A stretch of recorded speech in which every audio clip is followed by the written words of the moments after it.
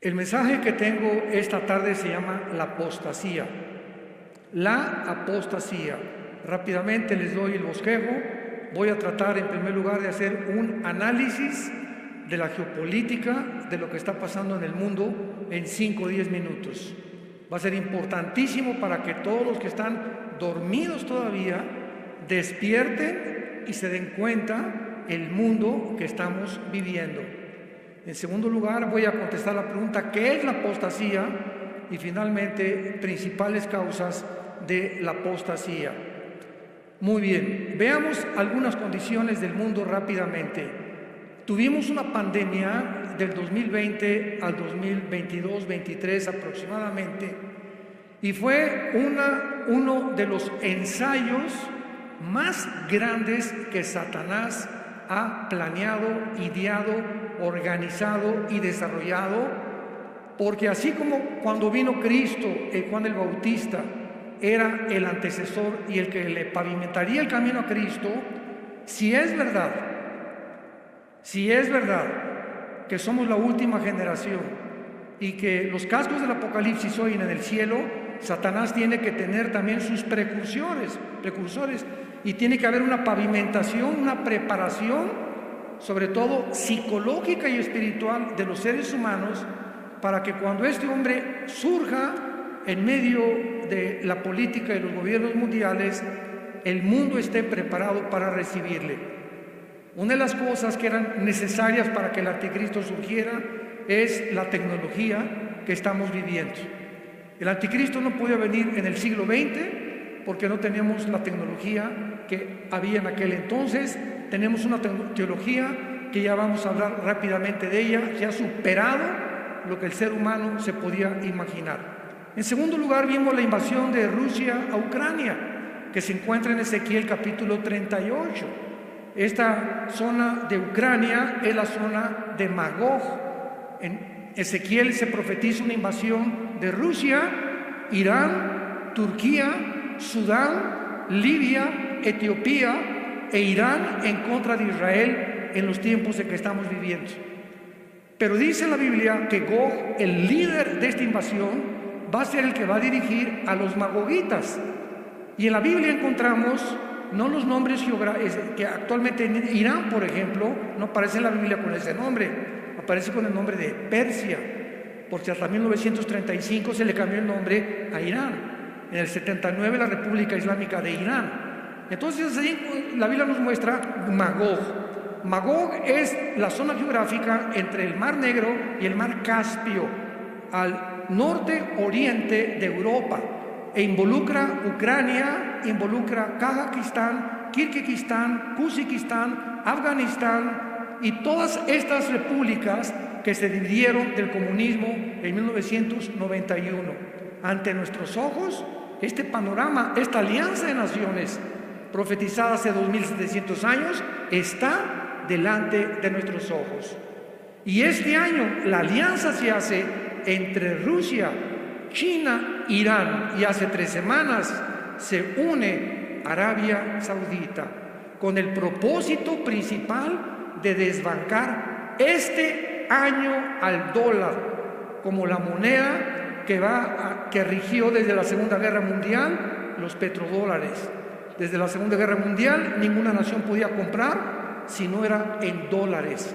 Pues esto se acabó y esto va a hundir económicamente a Estados Unidos por los 33 trillones de dólares que tiene de deuda. En tercer lugar, entramos al transhumanismo, personas completamente psicópatas que están propagando. Estamos hablando de científicos, por el amor de Dios. Estamos hablando no de personas marihuanas, ni tan peor que marihuanos, eso sí. Pero estamos hablando de personas, ¿verdad?, que se califican como científicos, como genetistas, que creen que se va a crear una raza superior. Porque ellos dicen que ahora con la tecnología y con la genética se puede, si somos el producto de una amiba y el resultado de una evolución, pues estamos en el tiempo de evolucionar y tenemos la tecnología para mezclar los ADN, el ácido desoxirribonucleico de los animales, de los murciélagos, de las aves, con el ser humano y fabricar un hombre araña, fabricar un Batman, fabricar un Superman. Y eso es lo que están tratando de hacer a través de la tecnología y la inteligencia artificial. Tenemos en tercer lugar el adoctrinamiento, o el cuarto lugar, de la ideología de género. Se ha comenzado a imponer en las naciones de Europa y ahora casi toda Latinoamérica, que vienen un grupo o una élite de personas multimillonarias que llegan a determinado país. ¿Cuál es tu deuda externa, Argentina? ¿Cuál es tu deuda externa, Colombia? Pues debemos 100 millones de dólares como un ejemplo. Te pagamos tu deuda, pero vas a imponer en todas las escuelas la ideología de género. Y es algo que ya es un adoctrinamiento general en más del 75% de las naciones del mundo. Enséñales a los niños que no son niños, que pueden ser niñas, y a las niñas que no son niñas, que pueden ser niños. Damas y caballeros, ¿dónde está la genética? ¿Qué nos dice la genética? Que la mujer, le preguntaron a la secretaria de salud de Estados Unidos, ¿nos podría usted decir que es una mujer? Vean ustedes la entrevista, no supo qué contestar. ¿Qué es una mujer? Es una mujer que tiene cromosomas XX. ¿Pero por qué no quiere contestar eso? Porque ahora hay muchos géneros. ¿Quién es un varón? El que tiene el cromosoma Y. Así que si tú tienes el cromosoma Y, eres varón. Y si tu mente te dice que no eres lo que genética y biológicamente eres, tu problema es mental. Los demonios han tratado de alterar tus neuronas y de cambiar tu identidad para confundir nuestro género, estupidizarnos, adoctrinarnos, haciéndonos creer que no somos lo que Dios nos creó, para confundir nuestro género, nuestra identidad. Y cuando un ser humano la pierde, el 65% de los operados en transgénero, ve las estadísticas en Estados Unidos, googléalo, se suicidan. El 65% de las personas que han tratado de cambiar su sexo se matan, tarde o temprano se quitan la vida.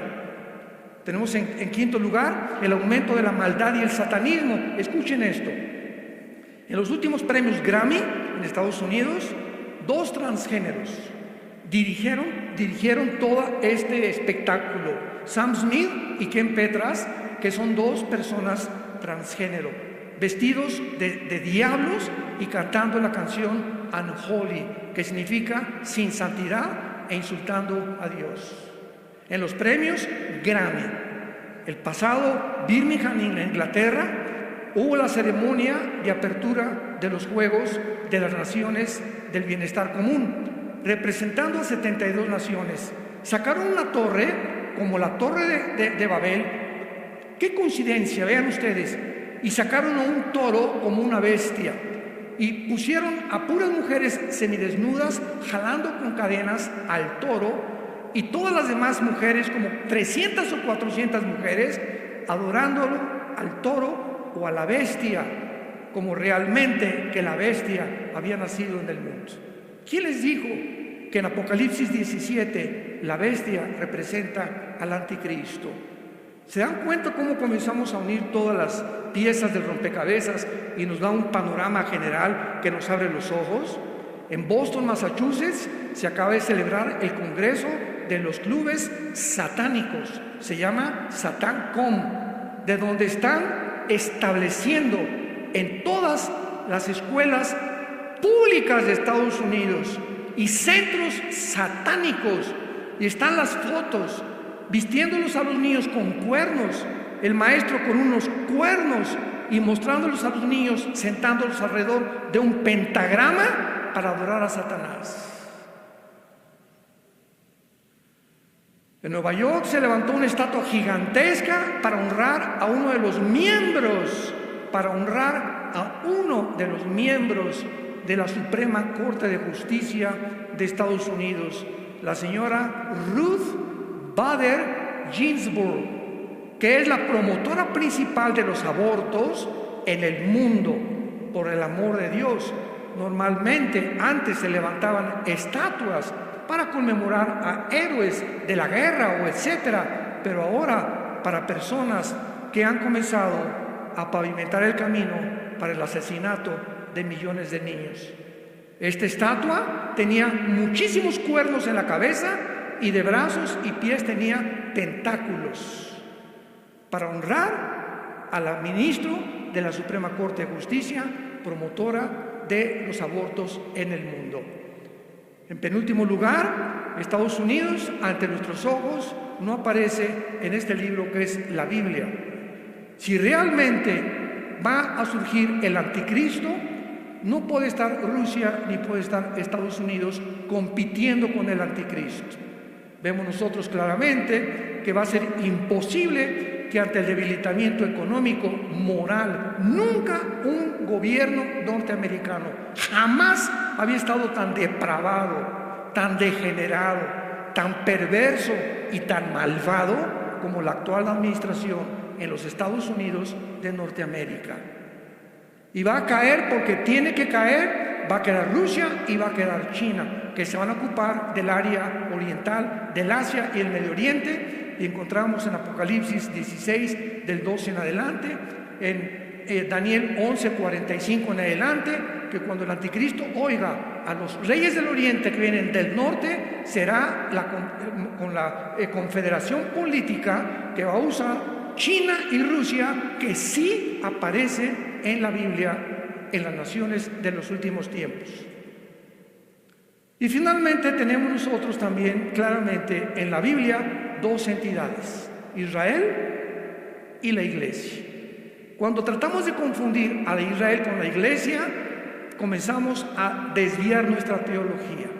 Como hay actualmente una enseñanza que se llama la teología del reino, donde la Iglesia va a conquistar el mal y vamos a conquistar el mundo antes de que venga Cristo. Sin embargo, Israel es el pueblo de Dios el Padre, la Iglesia es el pueblo de Dios el Hijo. La Iglesia no existía en el Antiguo Testamento. La entidad de la Iglesia, que somos el cuerpo de Cristo, bautizados todos por el mismo Espíritu, regenerados por el mismo Espíritu, formando parte del cuerpo de Cristo, no existía en el Antiguo Testamento. El Espíritu Santo no moraba como en la Iglesia, en los hombres bajo el Antiguo Testamento. Y esto es importantísimo, ¿verdad? Porque vamos a ver claramente que cuando venimos a la escatología o a las profecías de la Biblia, los tiempos finales hay que diferenciarlos de la Iglesia y los tiempos finales de la Iglesia. Los tiempos finales de Israel terminan con la segunda venida de Cristo en los 7 años de la tribulación, para cumplir las 70 semanas de la profecía de Daniel 9, 24 al 27. El fin de la Iglesia termina con el arrebatamiento. Cuando el arrebatamiento venga, toda la Iglesia es sacada, o aquellos que fueron regenerados por el Espíritu Santo, personas arrepentidas que siguieron a Jesús, apasionados por la verdad, que ganaron las almas, que fueron realmente transformados por un poder sobrenatural, son los que van a irse en el arrebatamiento de la Iglesia. Y entonces el mundo va a quedar no desamparado. Dios va a levantar 144,000 judíos. Apocalipsis 7, que son los encargados de terminar lo que la Iglesia nunca terminó, porque la Iglesia terminará en la apostasía. Y es el tema que quiero desarrollar a continuación. Este es un tema que es muy triste, porque es muy importante también entender que aunque sabemos que la Iglesia las cosas en el mundo no van a mejorar. Las cosas van a empeorar para el mundo. Para los que seguimos a Jesús, el camino del justo es como la aurora que va en aumento hasta que el día es perfecto. Y cuando el mundo se oscurezca, en nosotros resplandecerá la luz. Esta es la importancia ahorita de traer este libro día y noche en el cuarto, en tu baño, en tu carro, meditarlo, estudiarlo. ¿Por qué? Porque es lo único que nos va a sostener en el mundo que vamos a enfrentar. Antes quiero decirles que la Biblia dice en Mateo 24, 12, que el amor de muchos se va a enfriar. 1 Timoteo 4:1, el Espíritu dice claramente, sin lugar a dudas, que en los últimos tiempos muchos apostatarán de la fe. Según de Tesalonicenses capítulo 2, 3 y 4, porque quiero decirles, dice Pablo a Tesalónica, que el anticristo no va a aparecer. Antes tiene que venir la apostasía, el hijo de perdición, para que pueda aparecer y hacer su entrada al mundo el anticristo. Ahora, hay dos clases de apóstatas. Qué importante es esto.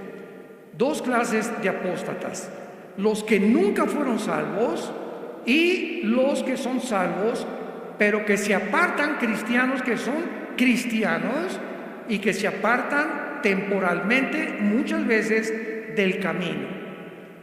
Veamos claramente en el Evangelio de Juan capítulo 6, y vamos a tomar el principal ejemplo, que es Judas Iscariote. Dice Juan 6, versículo 64. Dice Jesús: pero hay algunos de ustedes que no creen, porque Jesús sabía desde el principio quiénes eran los que no creían y quién la había de entregar. Cuando Jesús comenzó a escoger a los apóstoles, Él no escogió a ninguno. El Padre le dijo: escoge a Pedro, a Andrés, a Santiago, a Juan, y a todos los que escogió Jesucristo sabía. Y cuando Él escoge a Judas, claramente lo dice el versículo 70. Jesús le respondió: no los he escogido yo a ustedes los 12, y uno de vosotros es el diablo. O sea, era deliberado el plan de Dios, que tiene otra explicación, que formaría parte de este grupo de personas que no estarían todos realmente con Jesucristo. Juan capítulo 17, versículo 12, la oración sacerdotal: cuando estaba yo con ellos en el mundo, yo los guardaba en tu nombre, a los que me diste, yo los guardé, y ninguno de ellos se perdió. Es la palabra apolumi, que significa ninguno de ellos fue condenado al infierno o destruido, sino el hijo de perdición, para que la escritura se cumpliera. Veamos ahora en la segunda carta de Pablo rápidamente también, que el apóstol Pedro nos explica claramente a estos apóstatas que nunca fueron salvos, pero que formaron parte de la iglesia como la cizaña que Satanás siembra en todas las iglesias del mundo. Segunda de Pedro 1 al 3. Hubo también falsos profetas entre el pueblo. Hubo en el pasado, escuchen, como habrá entre ustedes falsos maestros. O sea, en el pasado hubo falsos profetas, falsos maestros, que en la iglesia va a haber exactamente lo mismo, que introducirán encubiertamente herejías destructoras y negarán al Señor que los rescató, atrayendo sobre sí destrucción repentina, y muchos seguirán sus disoluciones. Está hablando de personas que pertenecen a la iglesia, por causa de los cuales el camino de la verdad será blasfemado, y por avaricia harán mercadería de vosotros con palabras fingidas. Sobre los tales ya de largo tiempo la condenación, o sea, la poleia, la destrucción, el juicio final, no se tarda. Está diciendo el apóstol Pedro: estos que están en la iglesia, muchos como maestros, muchos como pastores, muchos como apóstoles, muchos como profetas, no son lo que son, y están condenados al infierno, porque entraron encubiertamente a tratar de desviar a la iglesia. Vean ustedes estas frases tan importantes: la condenación no se tarda. Luego en el versículo 9, serán castigados en el día del juicio. Versículo 12, perecerán en su propia perdición.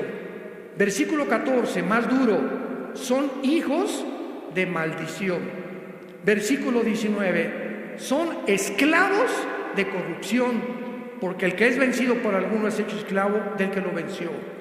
Ciertamente, si habiéndose ellos escapado de las contaminaciones del mundo, por el conocimiento del Señor y Salvador Jesucristo, enredándose otra vez en ellas son vencidos, su postrer estado viene a ser peor que el primero, porque mejor les hubiera sido no haber conocido el camino de la justicia, que después de haberlo conocido, volverse atrás del santo mandamiento que les fue dado. Versículo 22, mucha atención. Les ha acontecido el verdadero proverbio: el perro vuelve a su vómito y la puerca lavada al cielo. Todas estas personas del capítulo 2 de 2 de Pedro eran apóstatas que se habían metido a la iglesia y que nunca fueron salvos. ¿Por qué usa un proverbio de Salomón el apóstol Pedro? Les ha pasado lo que al perro. El perro vomita, y ustedes saben, los que tenemos animales, que vuelve a comerse el vómito. ¿Por qué lo hace? Pues porque es perro. Tendría que llegar a ser gato, conejo, para no hacer lo que su naturaleza implica. Y el puerco, lo sacas del lodo, le echas Chanel, le pones champú y regresa al lodo, porque es su naturaleza. ¿Qué está diciendo el apóstol Pedro? Que todas estas personas nunca su naturaleza fue cambiada. Por eso entran, conocen, les gusta la Biblia, van el domingo, etcétera, etcétera, por un tiempo. Viene la pandemia, miles de cristianos ya nunca regresaron. Pastores que tampoco regresaron, iglesias que cerraron. Y comienza Dios a meter la escoba, usándolo para nuestro bien, para comenzar a limpiar la iglesia. Estas personas nunca fueron cristianas. Dice 1 Juan 2:19, salieron de nosotros, pero no eran de nosotros. Porque si hubieran sido de nosotros, hubieran permanecido con nosotros, de donde salieron, para que se manifestara que no todos son de nosotros. Y por eso está en debate la famosa doctrina de que si se pierde la salvación o que si no se pierde la salvación. Oiga, hermano, pero es que este hermano estuvo 10 años y pues perdió la salvación. No perdió la salvación, nunca fue salvo. Nunca tuvieron la regeneración del Espíritu Santo. Lo vamos a ver más adelante. Vayamos al libro de Judas antes de Apocalipsis, para que no se vayan a Génesis. Dice Judas, versículo 4, porque algunos hombres han entrado. Toda la carta de Judas es para prevenir de los que entran a la iglesia, que se dicen cristianos, pero son los apóstatas que nunca fueron salvos. Muchos han entrado encubiertamente, los que desde antes habían sido destinados para esta condenación, hombres impíos que convierten en libertinaje la gracia de nuestro Dios y niegan a Dios, el único soberano, y a nuestro Señor Jesucristo. Ahí me han dicho, oiga, hermano, pero usted predica la gracia y que no se pierde la salvación. Bueno, pues digo, como no se pierde la salvación, voy a hacer lo que me da la gana. Eso es tomar como libertinaje la gracia de Dios, porque Gálatas capítulo 5 dice, a libertad fuimos llamados con la única condición que no usemos esta libertad como ocasión para la carne. Entonces, si tú dices, como no pierdo la salvación, me voy a portar mal, no eres cristiano. Porque el que es cristiano realmente se humilla delante de Dios. Señor, ya la regué, regresé al alcohol, pero como soy cristiano, Dios al que ama, disciplina, Hebreos 12. Y Dios azota a los que son verdaderamente cristianos. Dios no deja a un cristiano que se aleja 6 meses. Muchos, en mi familia yo tengo personas que caminaron con nosotros, se convirtieron con nosotros, y muchos se alejaron por X razones, pero regresaron y de la oreja, porque Dios los regresa al corral y métase otra vez al corral. ¿Por qué? Porque eran salvos. Pero si tienes ya mucho tiempo que te has alejado y no te ha pasado nada y sigues divirtiéndote, la dolce vita y por aquí y por allá, no es verdad que nunca fuiste salvo. Nunca hubo un arrepentimiento profundo en tu vida. Nunca hubo un deseo de leer las palabras. Nunca sentiste la dependencia de vivir en la palabra de Dios. Ahora veamos los que son salvos, pero que se apartan temporalmente del camino. Vean qué clara es la Biblia. Dice la Biblia en 1 Corintios, veamos un primer ejemplo, capítulo 5, de un muchacho, 1 Corintios 5, que vivía en fornicación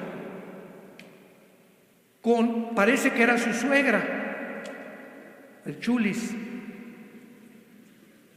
Y Pablo se entera de que hay un muchacho en la iglesia donde los líderes no lo están disciplinando, ni lo han sacado de la iglesia, ni le han leído la cartilla y le han dicho: si sigues así, te vas de la iglesia.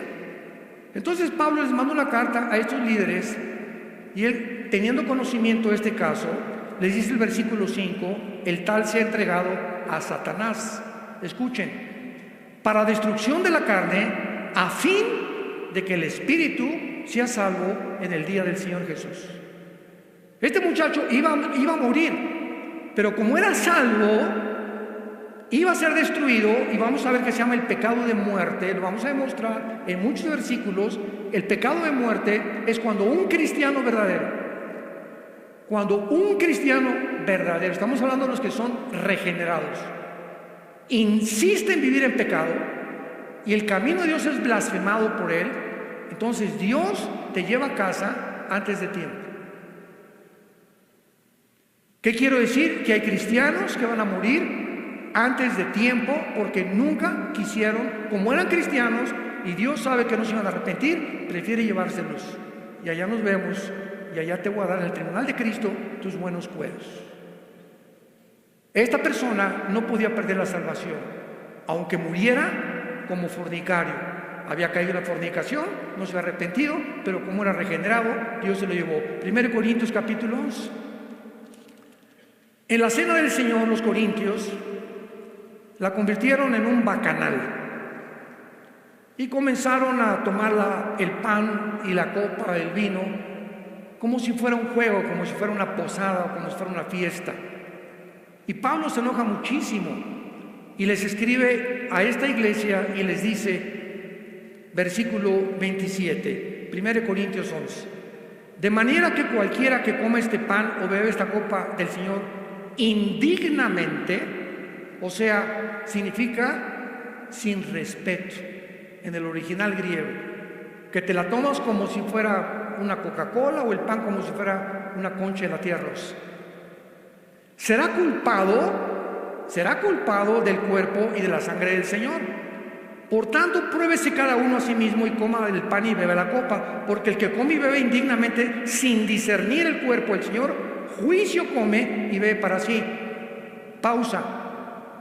El juicio nunca es para los no cristianos. Dios al que ama disciplina, estamos bajo el Nuevo Testamento. Entonces, si Dios va a juzgar a alguien, es porque es cristiano, porque el juicio comienza, 1 Pedro 3, en la casa de Dios.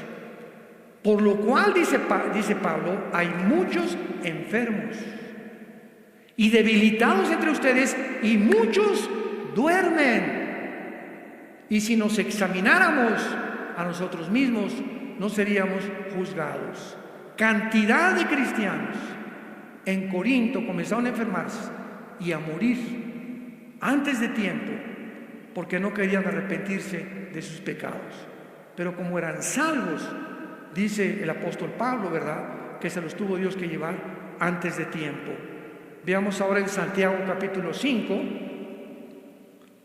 La Biblia de Dios no es de interpretación privada. Tenemos que poner precepto sobre precepto, línea sobre línea, comparar escritura con escritura para poder determinar claramente una doctrina. Y aquí vemos nosotros en el libro de Santiago, en el capítulo 5, versículo 19 y 20, pongan mucha atención, hermanos. ¿A quién le está hablando? ¿Perdón? Tenemos que ver claramente la Biblia, hermanos, a los cristianos. Si alguno de entre ustedes se ha extraviado de la verdad y alguno le hace volver, sepa que el que haga volver al pecador el error de su camino, salvará de muerte un alma y cubrirá multitud de pecados. ¿Qué significa salvará de muerte un alma? Que si tú a un cristiano que conoces, a tu compadre que supiste que se emborrachó ayer en una fiesta, o conoces un muchacho que anda fornicando con su novia, o tú eres su amigo y vas y lo reprendes y le dices, ¿verdad?, lo que estás haciendo no es ante los ojos del Señor, y logras que se arrepienta, salvas que Dios se lo lleve antes de tiempo al cielo. Lo salvas de muerte física, no de muerte eterna. Porque un cristiano no puede pasar en condenación eterna jamás. Tenemos la vida eterna de Dios. Y finalmente, el apóstol Juan es el que sella todas estas enseñanzas en su primera carta de Juan, capítulo 5, versículo 16. Si alguno viere a su hermano cometer pecado que no sea de muerte, es el que está hablando Santiago, el de los Corintios 5, el de los Corintios 11. Si tú ves si algún cristiano comete pecado que no sea de muerte, Dios le dará vida. Esto es para los que cometen pecado que no sea de muerte.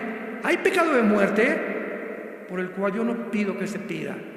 En otras palabras, yo he tenido en mi caso particular personas que tal vez yo sé que son cristianos y yo oigo, no ha regresado a Cristo, fulano de tal no ha regresado, y oro por él, y de repente pasa el tiempo en la lista de personas que todos tenemos que tener para orar por ellos, ya no me pone el Espíritu Santo orar por esa persona, y pasa un mes o 2 meses, ¿supiste lo que le pasó a fulanito? No, se estrelló en su motocicleta, se fue al barranco en un coche, le dio una embolia cerebral, se murió de COVID. No significa que todos se mueran de COVID, significa eso, ¿verdad?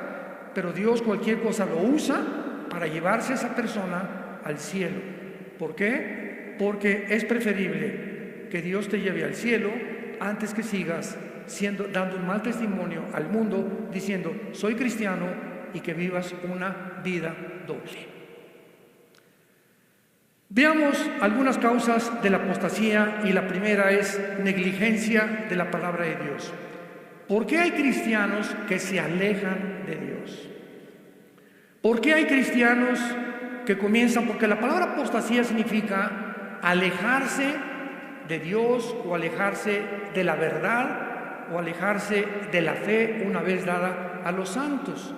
Es lo que es la palabra griega apistemi, con ph intermedia, apisteme, separarse, dejar el camino, en otras palabras, brincarte las trancas del rebaño y meterte al bosque donde están los lobos. No hay más que un destino, la muerte. Los lobos te van a comer, el mundo te va a comer. Entonces hay cristianos, ¿verdad?, que comienzan a tratar o se brincan las trancas simplemente porque no han entendido que este libro nos fue dado para sostenernos. No solo de pan vivir el hombre, mas de toda palabra que sale de la boca de Dios. Yo antes de ser cristiano comía porque es alimento a mi cuerpo, bebía porque es alimento a mi sangre. Entonces me sostenía físicamente del alimento físico. Pero ahora que soy cristiano, nunca me imaginé, porque la Biblia me revela que somos espíritu. Espíritu, sí, aparte de tu alma tienes un espíritu. Y ese espíritu necesita alimento. Y es la parte más importante de tu vida. Y el único alimento que hay para nuestro espíritu es la palabra de Dios. Entonces, si tú dejas de alimentarte con esto, ¿qué pasa? Te comienza a marchitar. Comienzas a tener ideas que no tenías antes. Comienzas a ver mujeres que no deberías de ver. Comienzas a ceder a las tentaciones de tu novio que te está acariciando y se pasa con las caricias y no le das una bofetada y le tumba los dientes. Comienzas a hacer cosas con tus amigos, con tus compadres, a ir a fiestas que no deberías ir, a discos que no deberías ir. ¿Y por qué? Porque no tienes la fuerza. Viene una tentación y caes en adulterio o caes en fornicación. ¿Por qué? Porque no has entendido que no tenemos fuerzas inherentes de nosotros para sostenernos. Somos demasiado débiles. Han hablado los conferencistas de esta situación. Dice la Biblia, Salmo 1, bienaventurado el varón que no anduvo en consejo de malos, ni en silla de pecadores se ha sentado, sino que será como un árbol plantado junto a corrientes de agua. Hagan de cuenta que esta bocina es donde yo voy a estar plantado. Y esto, donde un árbol que está plantado, donde hay un río, es lógico que siempre dé hojas y que esté fructificando. Es lógico. porque el árbol no tiene vida en sí mismo, tiene que estar sacando del agua, de la tierra, el oxígeno y todo, del sol afuera, para que pueda dar fruto. Entonces nosotros tenemos que estar plantados en la Biblia.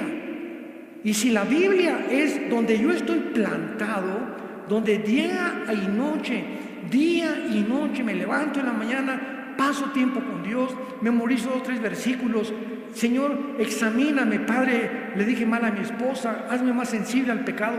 Antes de acostarme, vuelvo otra vez. Hay una promesa que le dice Dios a Josué: si tú haces esto, Josué, que de día y de noche. Hermana, pero ya a las 12 del día, o que la canción, de día y de noche. Hermano, es que yo a las 3 de la tarde, ¿vas a discutir con Dios o vas a hacer tú las reglas? No levante nadie la mano. Y me dirijo a los líderes, nadie levante la mano. Tú eres una persona, examínate en este momento y sé sincero ante Dios. Es verdad que de día y de noche tienes el hábito y la disciplina de vivir en la palabra. ¿La lees? No levanten la mano, no sean presumidos. Es importantísimo que nosotros entendamos esto. ¿Por qué? Porque si no entendemos esto, estamos viviendo a nuestras propias fuerzas, que no tenemos ninguna. Ahí comienza la apostasía y el alejamiento de la verdad. En segundo lugar, una raíz de amargura. Hebreos 12:15. Un cristiano amargado es un cristiano derrotado. Un cristiano amargado no entra a la tierra de Canaán. Un cristiano amargado, que me violaron, que me robaron, me persiguieron, no me han dado el reconocimiento en la iglesia que yo creí que me iban a hacer, yo creía que iba a ser pastor, o etcétera, etcétera. Un cristiano que alberga en su alma resentimientos negativos, inmediatamente la amargura es el veneno más grande para el espíritu. Vean ustedes las consecuencias de lo que dice Hebreos 12:15. Una persona con resentimientos o amargada bloquea la gracia de Dios. Bloqueas el contacto, te desconectas con Dios. No es verdad, dice 1 Juan, el que diga que está en pecado y tiene comunión con Dios es un mentiroso. Y tú puedes ser pastor y decir: no, yo sigo con Dios y leo la Biblia y todo, sin que te des cuenta que ya el Espíritu Santo no te está dirigiendo, y lo que tú estás haciendo, lo estás haciendo en la carne, porque la carne es muy consagrada. La carne es muy consagrada. Los mormones nos ganan porque ni café toman. Entonces, el hecho que dejes de hacer muchas cosas y que creas que eres cristiano, pero tú tienes resentimientos en tu corazón, te vuelves un mentiroso, porque el pecado engaña. Te estás engañando, estás viviendo una vida completamente doble y falsa. Número 3, el amor al dinero. 1 Timoteo 6:10, raíz de todos los males es el amor al dinero. Jesús dijo que no podíamos servir a 2 amos. No puedes estar sirviendo a Dios al mismo tiempo estar pensando en hacer negocios para hacerte rico o para tener entradas extras a tu ministerio. No puedes. Ninguno que milita, según de Timoteo, no se enreda en los negocios de la vida.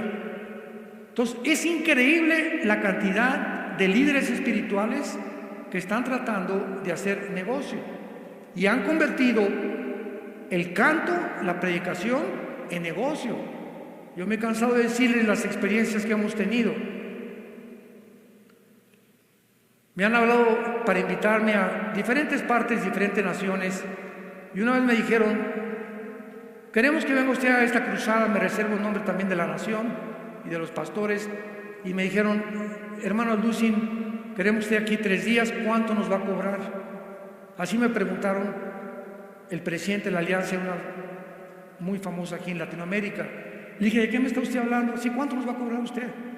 ¿Y quiere usted hotel 5 estrellas, una limusín que lo recoja, queso con uvas en la mañana para desayunar y que tenga 2 damas que la acompañen a todos lados? Le dije, bueno, que soy Ricky Martin.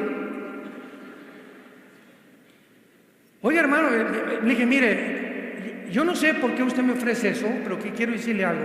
Yo no voy para que ustedes me den. Si después de mis servicios, si ustedes me pagan mi avión y mi hotel y me comía, estoy contento.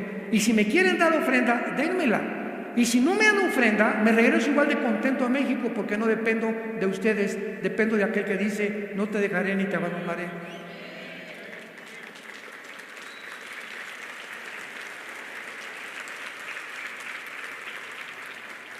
¿De quién estamos dependiendo? Dios nos va a probar, ¿eh? ¿De quién estamos dependiendo? ¿A quién miras para tu sustento? ¿A quién estamos mirando para nuestro sustento? ¿A los hombres? ¿Lo que nos pueden dar? Si te corren del trabajo, ¿crees que Él es el proveedor que te contrató para el trabajo? ¿O tus convicciones delante de Dios? El amor al dinero. En cuarto lugar, no tener temor de Dios. ¿Qué es el temor de Dios? La conciencia continua que Dios nos observa las 24 horas del día. Génesis 16:13, tú eres Dios que ve. Proverbios 15:3, los ojos de Jehová están en todo lugar, mirando a los buenos y a los malos. Salmo 139, del 1 al 3, oh Jehová, tú me has examinado, me has conocido, has entendido desde lejos mis pensamientos, todos mis caminos. Desde que me levanto hasta que me acuesto, te son conocidos. 2 Corintios 5:10, porque es necesario que todos comparezcamos ante el tribunal de Cristo, para que cada uno reciba según lo que haya hecho mientras estaba en el cuerpo. Proverbios 5:21, porque los caminos del hombre están delante de Jehová, y Él considera todas sus veredas. Temer a Dios es saber que te está viendo cuando nadie te está viendo. Muchos de ustedes hacen lo que hacen cuando nadie los ve, porque ya perdieron el temor de Dios. Nadie me ve. José estaba en un palacio con la esposa de Potifar, le decían la leona de Tlacomulco. Pepillo, ven para acá, y lo jalaba y le quitaba. Y nadie lo veía, no había nadie en el palacio. Y José responde, ¿cómo había yo de meterme contigo y perder el temor de Dios? El día que creamos que porque nadie nos ve, hacemos las cosas a escondidas, o nadie me ve, ahorita puedo ver un canal de pornografía, o cuando viajamos en el hotel y estamos solos, somos atacados por cientos de demonios para que podamos tener o ver pornografía. Cuando hacemos eso, ¿por qué lo hacemos? Porque no tenemos temor de Dios. Y cuando comienzas a tener temor de Dios, porque sabes que Dios nos ve, nos examina, sabe lo que piensas, lo que soñamos, todos nuestros caminos le son conocidos, vivimos delante de Él en santidad. Cuando se pierde el temor de Dios, se pierde todo absolutamente en la vida. Y finalmente, la apostasía viene en hombres sin carácter, que no tienen una vida disciplinada para estudiar la Biblia. Un pastor debe pasar 5, 6, 7 horas diarias, con concordancia, diccionario bíblico, comentarios, estudiando, buscando raíces, leyendo libros cristianos. Un cantante de ópera, Bocelli, vocaliza 5 horas diarias, Pavarotti 6 horas diarias vocalizaba. Renata Callis, María Calas, los cantantes de ópera, todos. Un karateca cinta negra tiene que practicar 4 o 5 horas diarias, pianistas, cantantes. Y nosotros que servimos a Dios, creemos que estamos en cualquier cosa cuando estamos atacados en un mundo espiritual. ¿Qué alimento le puedes dar a tu familia, a tu iglesia, cuando no tienes tiempo para Dios? Y tus sermones ya son los de hace 3 o 4 años, que te los fusilaste no sé de quién. ¿Por qué? Porque no tienes el tiempo para Dios. Personas sin amor por las ovejas, profesionales del ministerio. ¿Cuántos pastores están simplemente por el sueldo y no por el amor a la obra de Dios? Y Dios nos prueba los motivos por los cuales estamos sirviendo a Dios. sin amor por la esposa y la familia. Les decía en la comida ahorita a los pastores, entramos a muchas iglesias y la esposa por allá, el pastor por acá y las ovejas, oye, yo ni siquiera sabía que estaban casados. Nunca los ven de la mano, nunca los ven juntos, nunca los ven caminar, nunca ven que el pastor pellizque de vez en cuando a la esposa, que se dan besitos de vez en cuando. No se puede vivir una vida sin amor por la esposa, sin tenerla como reina, sin saber que es importantísimo que el matrimonio es dos juntos persiguiendo el mismo objetivo. Nada de que yo soy espiritual y mi esposa se quedó. Pues te vas a esperar a que levantes a tu esposa, porque tú no puedes caminar solo sin tu esposa y te vas a tener que esperar, ministrarla a ella o arreglar algún asunto, alguna raíz de amargura que tenga contra ti, porque es importantísimo que los dos caminemos juntos. Y finalmente, ¿verdad?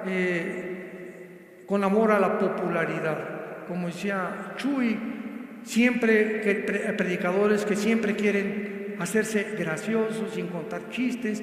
Digo, no está malo contar chistes de vez en cuando, ¿no? Pero cuando ya el sermón es de 50% de chistes y ves la actitud del predicador que, oye, tengo aquí 2 años en la iglesia, no he oído al pastor un mensaje del arrepentimiento.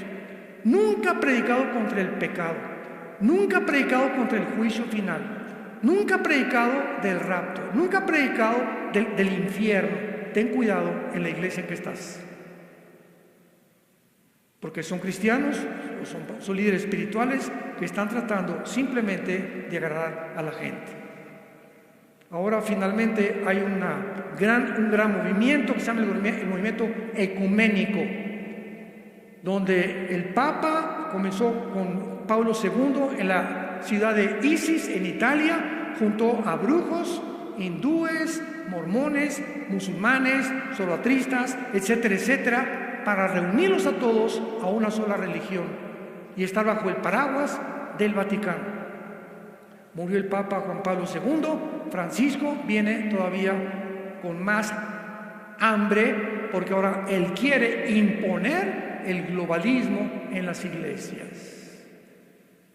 Y cuando decimos, es que nos invitaron a una reunión al Vaticano, mira, me han preguntado, yo voy al Vaticano, claro que lo voy a ir, y lo primero que le voy a decir a Francisco es arrepiéntete. Yo no vengo aquí, ¿verdad?, a decirte ni que a salir para que esté retratado como una celebridad. Si yo pierdo mis convicciones y me vendo y comienzo a buscar popularidad simplemente para que me digan, como Francisco, o para ganar a más católicos que se visiten más en YouTube, o para vender mis libros, me estoy prostituyendo el llamado que Dios me ha hecho. No nos vendamos. Somos hijos e hijas de Dios, somos líderes de Dios. No nos rebajemos a lo que el mundo, la corrupción que el mundo está, que por cualquier plato de lentejas venden completamente su ministerio. Y fuimos llamados para vivir en la verdad, ser apasionados por la verdad, morir por la verdad y predicar el Evangelio, predicar la palabra de Dios. Oremos.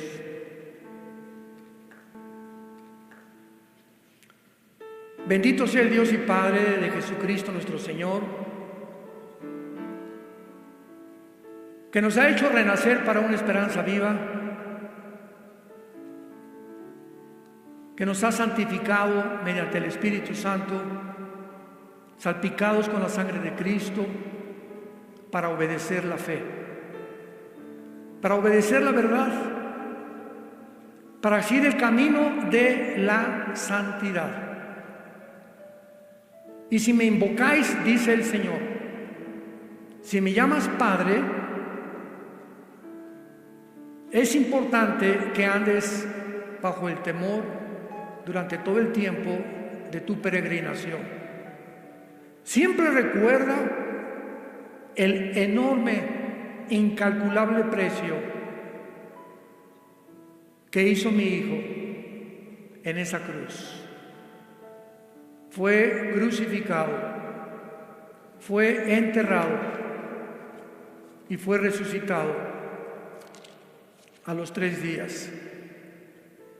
Despreciado y desechado entre los hombres, varón de dolores, escondimos de él el rostro, fue menospreciado y no le estimamos. Mas ciertamente llevó Él nuestras enfermedades, llevó nuestros dolores. Nosotros le tuvimos por azotado de Dios, herido y abatido. Mas Él, como una oveja, no abrió su boca. Como una oveja fue al matadero, para que en esa cruz pudiéramos comprender la enormidad de la altura y la profundidad y la anchura del amor que tiene Dios por cada uno de nosotros. Que si no escatimó a su Hijo, ¿cómo no nos dará todas las cosas sin que nosotros se las pidiéramos? Gracias, Señor Jesús, por tan grande sacrificio, por tu sangre preciosa que nos limpia de toda maldad. Y en esta tarde hay muchos de ustedes que me escuchan o a través de los medios de comunicación y redes sociales que tal vez nunca en tu vida te has arrepentido, nunca te has dado la media vuelta para volver en contra del camino que llevas hasta este momento. ¿Por qué no lo has hecho?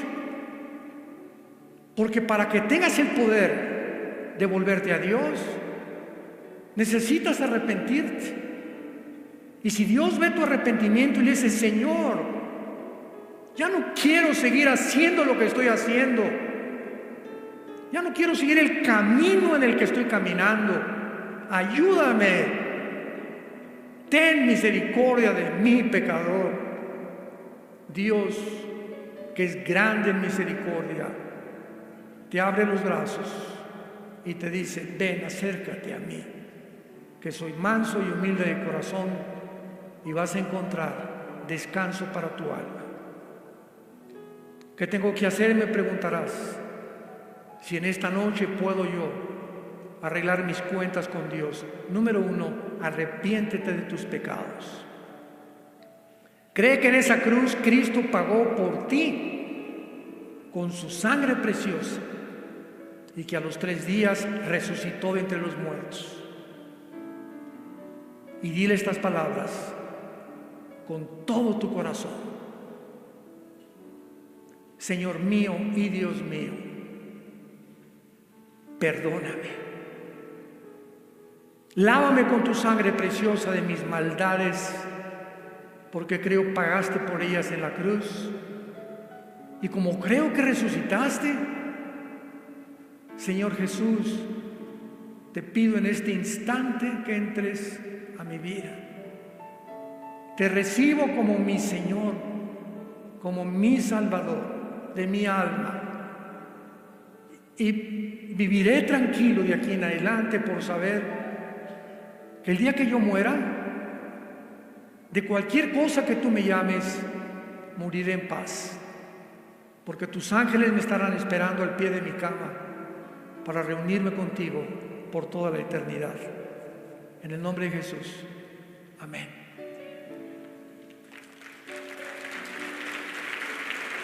Gracias a Dios por su palabra.